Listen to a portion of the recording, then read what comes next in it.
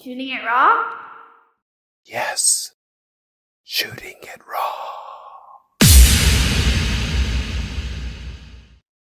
This one is called Inflation.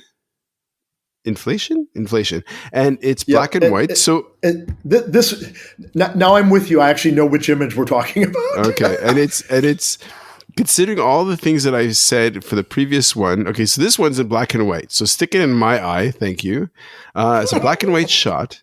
What's really in focus is a woman, a silhouette in the foreground holding a small racket. It's like, I don't know what the racket is for. It's not like a badminton racket, but it looks like a funny racket.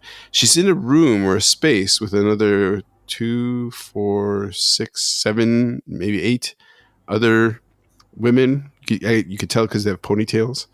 They're enclosed within this one kind of mezzanine, I guess. And behind is the Hong Kong skyline, which is so signature, like with the Bank of China Tower and all of that stuff, and the IFC, and it's funny because the foreground looks to me super current, like super contemporary, and the background, even though it's skyscrapers that were built in the past, say 20 or 30 years or 10 years. It's got the black and white feel on my monitor, at least, that it's kind of washed out. It feels almost like an old print. So it's really strange image. So take it away. Inflation, the story of our lives, right? Is it? I have no idea what you mean. That's amazing. That probably the best comment ever. Sorry, the story of our lives. I guess in an economic sense. Yeah, I mean, I guess, yeah. And you know what's funny is, I don't know if I have any idea what I mean. People will ask me, like, what does that caption or what does that title mean? And I'm like, I don't know what it means. It struck me. There was something about. And then it's interesting for me to hear you talk about, like, just to describe the photo, what you see in it. That's quite interesting for me. Not even, I like this, I don't like it, who cares? You're just describing what you see in it. What I notice, That's right. And what prompted me to shoot that photo was a lot of the same stuff. It was what I saw. And then the combination of various elements, and then and then you get into the technical side of how to make it look a certain way. Yeah. The caption just struck me based on tall buildings, big, well, I'm not going to say thriving metropolis at this point, formerly thriving metropolis that is now stuck in first gear. We don't even want to get into that. So look, you make that comment. And then the title is Inflation, and it's kind of like, oh yeah, there we go. Right. Okay, so you just opened a can of worms. I love it. That's it. But there's usually a lot of stuff running through my mind, and my titles and captions get inspired by just sound bites, something that will just pop into my head as I look at a scene. Yeah. And I don't sit down and think about the captions and the titles. It's just something that comes to me. A lot of the time I've been listening to music, so I'll get inspired by a song I'm listening to, or a lyric will trigger something. This image I shot at the M+ Museum, so the fairly newly open museum in Kowloon. So the view is, as you said, it's like a mezzanine level. They're outdoor doing this. What I'd never seen before this is this weird, it's not weird, but it was different. Like a dance where the ball is actually attached to the racket. So it sticks to it.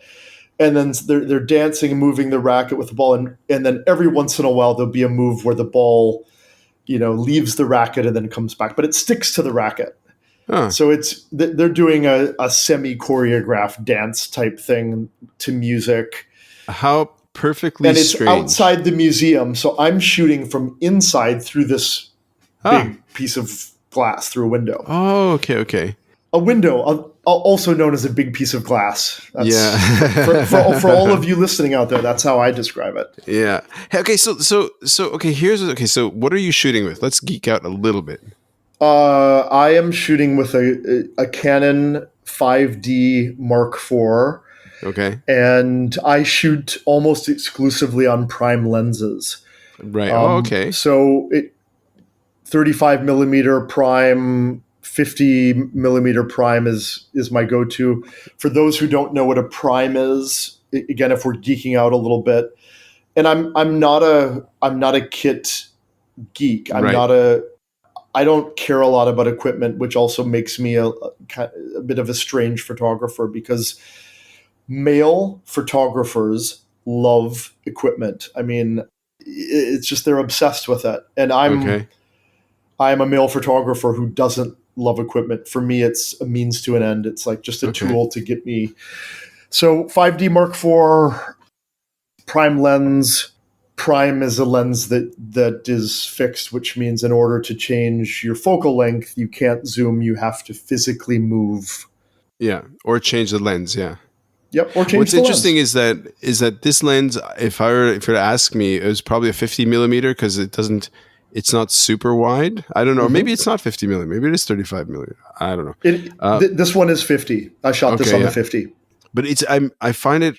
I really want listeners to check out the photos on YouTube or on the website or wherever they are, because you're a really talented photographer who, even if people don't get it or don't like it, there's some interesting stuff going on. And I kind of feel that the complexity of our brain and our thinking, where you put something random, right? Like you make a photograph, which is like like you just happen to pass by when you see the scene, and then you make the decision to shoot through the glass in this way, so they're all in silhouette.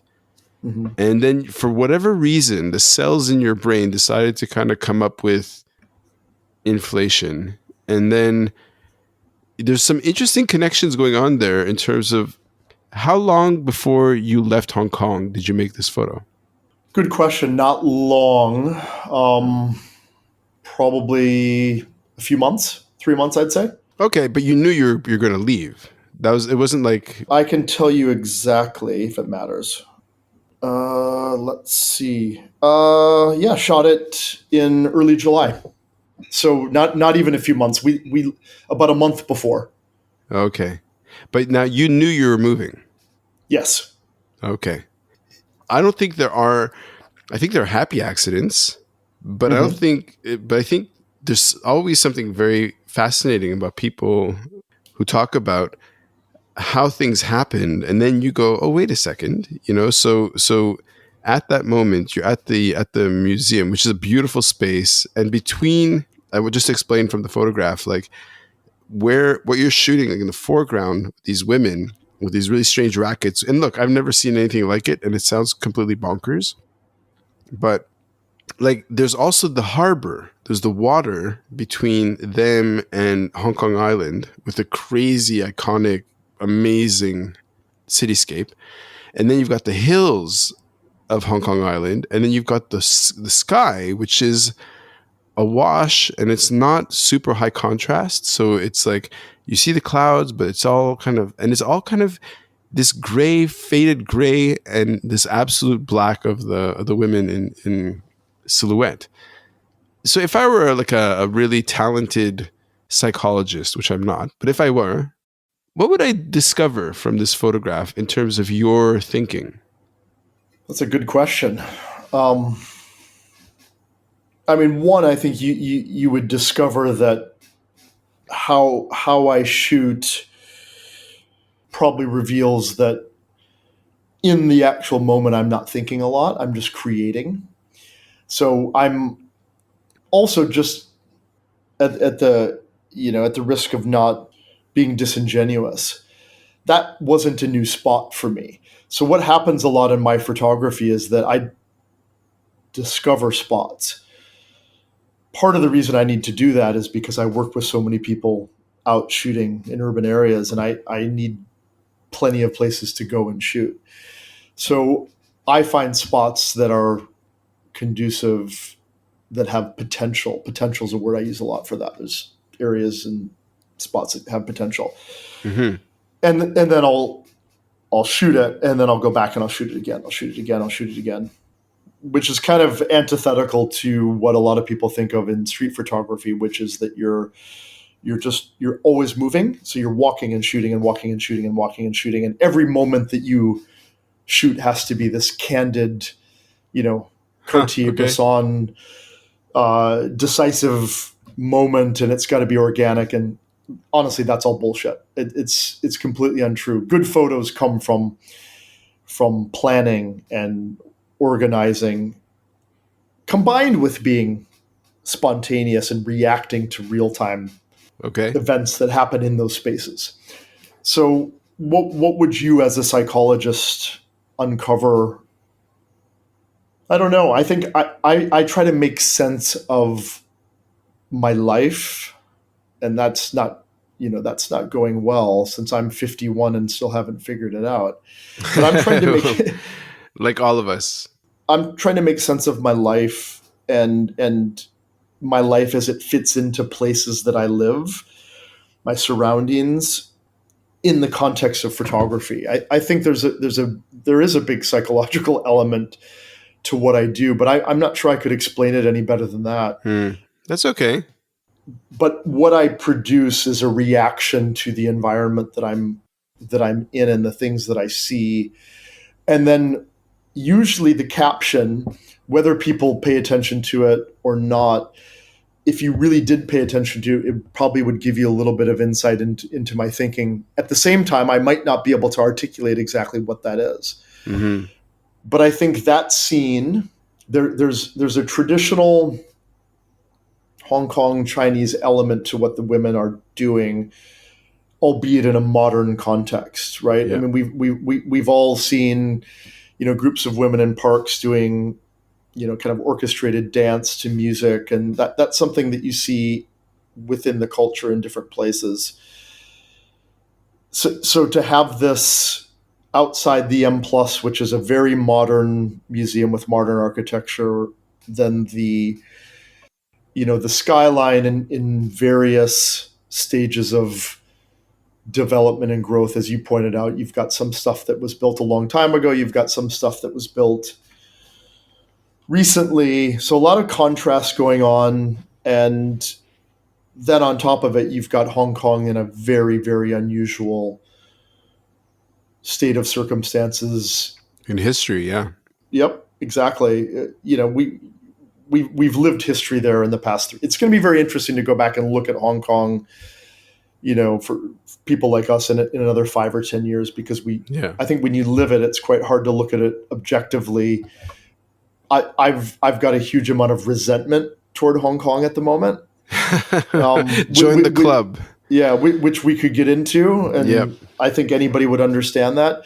The flip side of it is I love the place. So it's a place that I spent 8 years, and 8 very important years in my life, personal life, and in my professional photography life. Most of what I built business-wise happened in Hong Kong.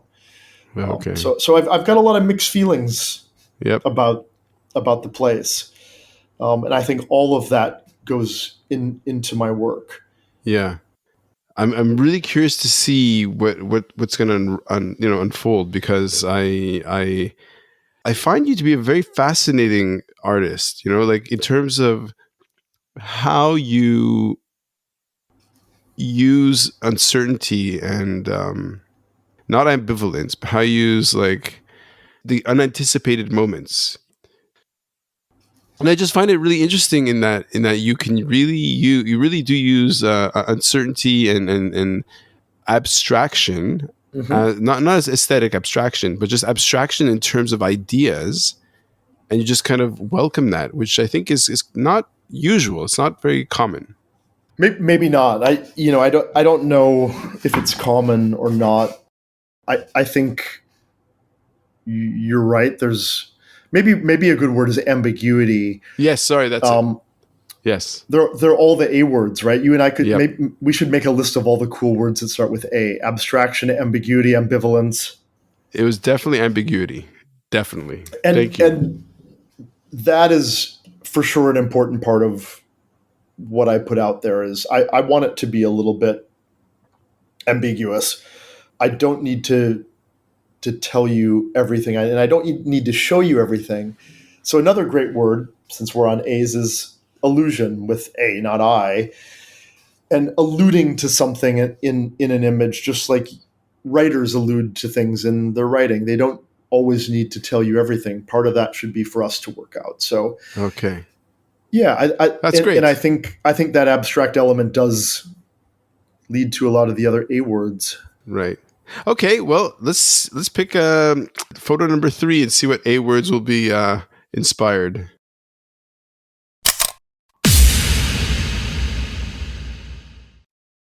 So is life really a gift? Really? Can you make every second count? That's the whole point of the podcast. So if you like what you've seen and you're inspired, because that really is my mission, then please give it a like, subscribe, and share. Shooting it raw? Yes. Shooting it raw.